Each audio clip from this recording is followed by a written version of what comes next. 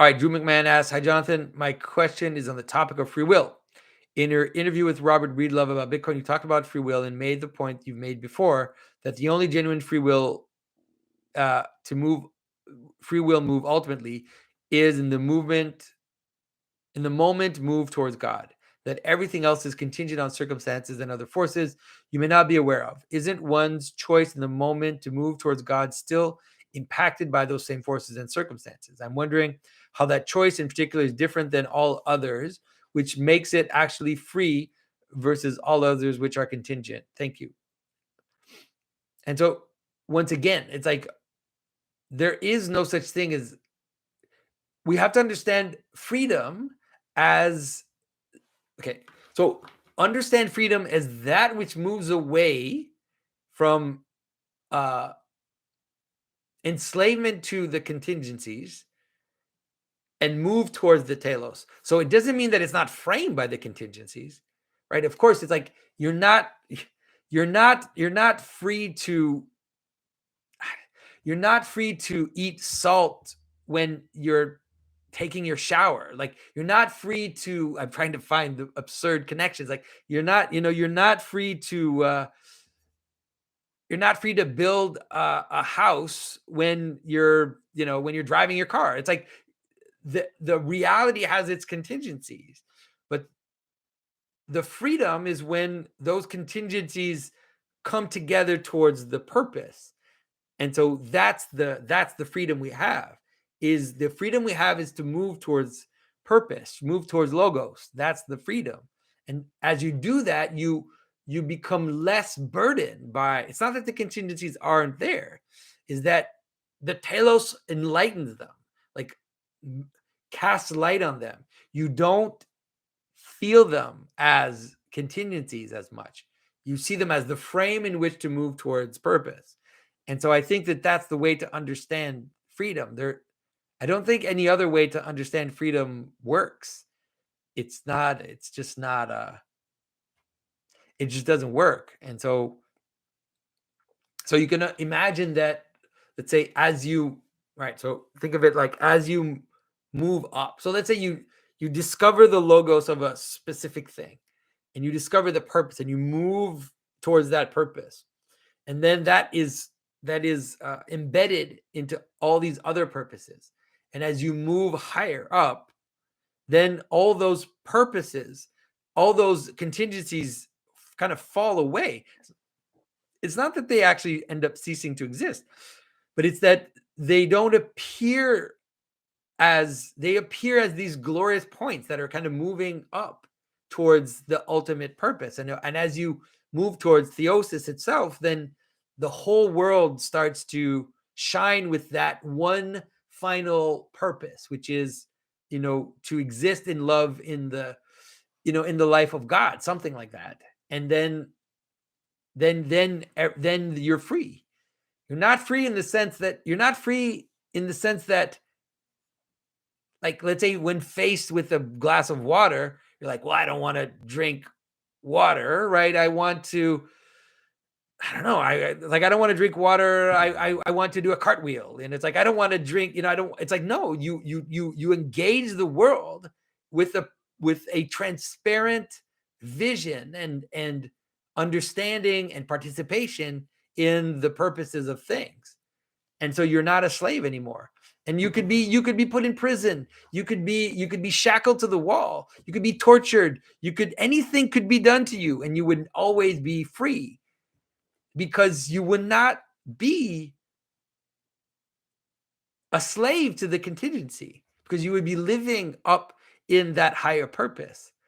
So I don't see how, without understanding freedom that way, that the Christian world makes sense. Like,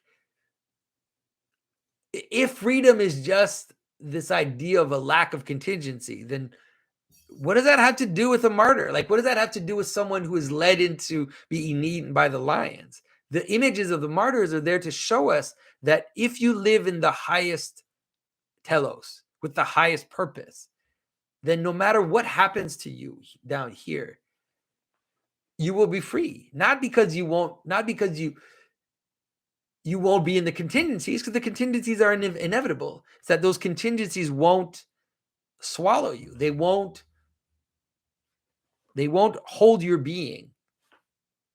I hope that makes sense. I would love to hear discussion. So there's two concepts keep coming up in our conversation, and it's purpose and freedom, right? That like we as humans, at least from our Orthodox Christian perspective, would say that we do have a purpose, right? A telos, a goal, a trajectory, right? When we look at an icon of Christ, ultimately we're looking at our own telos, our purpose. But at the same time, there's this emphasis on freedom as well.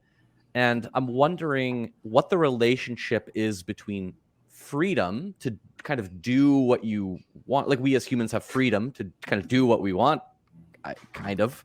But at the same time, we have a purpose, and which would seem to limit freedom. So I would love to hear a discussion on the relationship between freedom and purpose, and maybe like, do we have to redefine these words? Like what's going on with these two concepts? I think we do. I think we do need to redefine these words. I think that St. Maximus, his definition of freedom, I think is just the best definition of freedom, which is to frame it in the way that you framed it would be that the only manner that you are free is when you are moving towards your purpose. That's the only way you're free. And you have to think of it mostly like, if you're moving towards your purpose and you're moving towards what you are. And if you're not, it means you become a slave to all these idiosyncratic things that are next to you. And so that's the true freedom. So the only true freedom is actually to move and become like Christ, and to move and to be united with God. And everything else that you engage with that isn't moving you in that direction is actually what is a form of slavery. So the idea that I'm free to drink, it's like, no, you're not free to drink, because if you act that way, you'll become a slave of the bottle, and you will experience that as slavery. But when I act in truth, and when I act with virtue, when I act with love, then I am free. I am not bound by these by the exterior, as you'd say, or by the lower goods, maybe, Right. if you would think of it that way. One metaphor that I've heard is, when you plant a seed of a tree in the ground, if you give that seed its appropriate freedom, it will become a tree. Like it won't become a car. Exactly. Right? It'll become a tree. Yeah. It'll be very stressed trying to become a car if you Right. ask it to do that. Yeah. Or if it decides that's what it is, right? It'll have an to go into existential therapy crisis. because it wants to be a car. Father Jeffrey, take it away. It's a complicated business, because I think in some respects, Orthodox will emphasize a certain amount of freedom over against maybe a certain strain of Western Christianity that was all about, kind of God foreordaining, predestining certain eventualities, right? So it sort of didn't matter whether or not you chose Christ, because that was already determined in the stars somehow.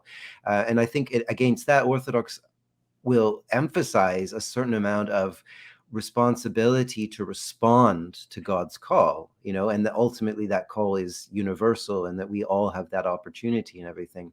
But I think where the genesis of that, which is, fundamentally Christian concept, and that obviously leads through stages to what we have in our kind of modern liberal, mindset around freedom.